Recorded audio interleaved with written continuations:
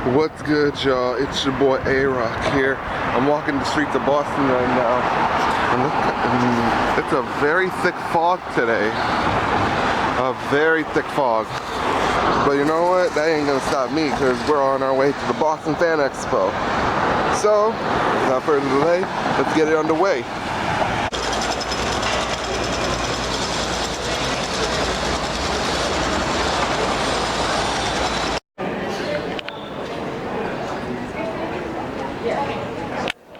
That's a huge line. So huge I can't even see the end of it. My name is Rita Repulsa.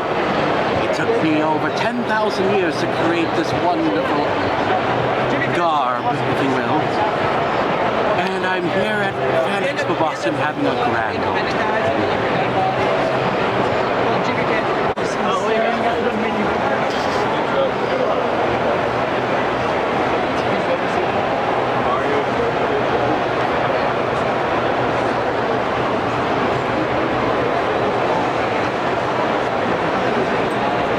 This looks so amazing. Geek speed dating. So what's it? So you're just gonna pair up nerds together then? Pretty much. Nerd love is the best love. Yeah. From what I know, there's been 4 speed dating events going on all day. Yep. LGBT and hetero. So, no matter who you like, you'll find someone for you. No matter who it is.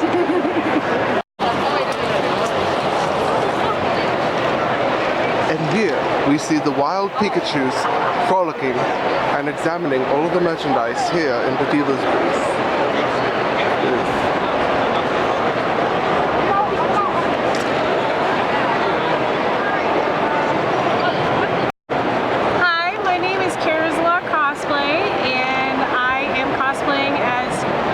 Post-apocalyptic Tinkerbell today. I'm also here at Fan Expo raising money for leukemia and lymphoma.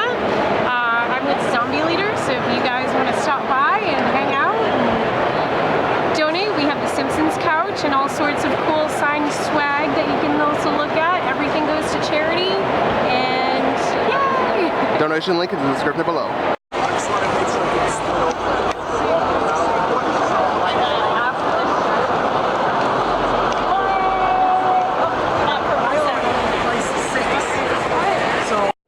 Specific either. Yes, it's fine. Oh, no, we can talk about anything. I don't care.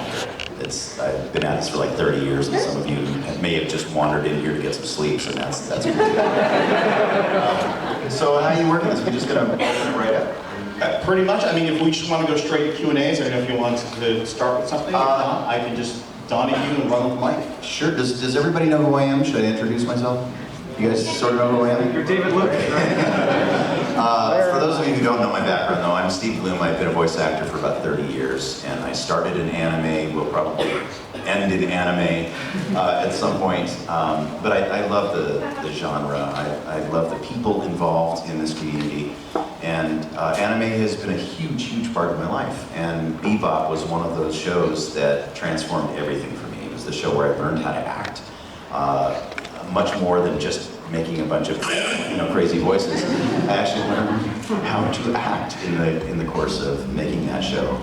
And Bebop also led to so many other things in my career, including Legend of Korra, which was a big surprise. They didn't tell me until we finished recording that season that they were fans of the show. It led to Toonami. Thank you for those of you who watch Toonami still. We're on tonight. Toonami and Adult Swim. And so many other things in my career, including my personal life. The lady who directed all of the voice work in Cowboy Bebop and played Julia is now my fiancée in real life.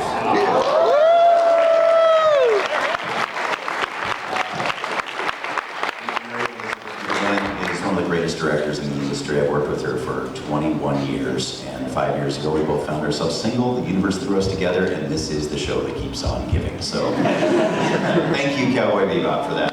So with that, I think we should probably open it up to questions. Well, I'm going to throw in the one thing I want to throw in real quick. My favorite Steve Blum anecdote of all time is I get to work a lot with a lot of anime voice actors in a number of shows across North America. And a few years ago, it was 2012, we did Anime Expo together. Yeah. And I was working directly with the Japanese. And you never realize that sometimes things go in reverse. I was assigned a translator assistant, a young lady by the name of Sayaka. And I was like, oh, do you know what Cowboy Bebop is? And because I was on my way to come say hi to you. And she goes, oh yeah. She goes, but I watched it in English. And I was like, really? And in Japan, the dub became just as popular. And in Japan, they actually watched the dub version. So in order to embarrass her, I just walked up to see. I was like, oh, Steve, by the way, this is Sayaka. I'm like, you said you watched Cowboy Bebop in English? She goes, yeah. I'm like, there's Spike. And she got really embarrassed and signed something for her. And I've never seen a tiny Japanese woman get that mad at me in her entire life when I got backstage. You should have told me. And I'm like, but just you know, the impact that voices have and the talent that work on these shows, the fact that it's something that you took and made your own as an American voice in a Japanese anime transcended back overseas. And I know so many people, my friends in Japan, have watched the dub as much as they've watched the Japanese version. It's such an amazing thing. I mean, our job really was not to screw up a masterpiece. And we didn't know at the time if anybody would see it. It wasn't very popular in Japan at the time. And we were working in a vacuum, and we had a little more time and a little more money. Well, they did. We didn't get any more money for it.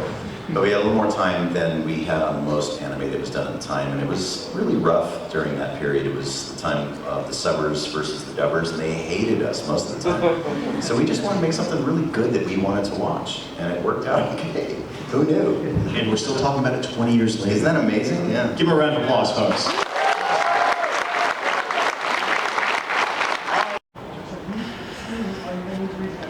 It is completely empty in here. No, everyone's going home. Yeah. Really? I don't know. Oh. Well, if you're going home, then I guess I'm going home.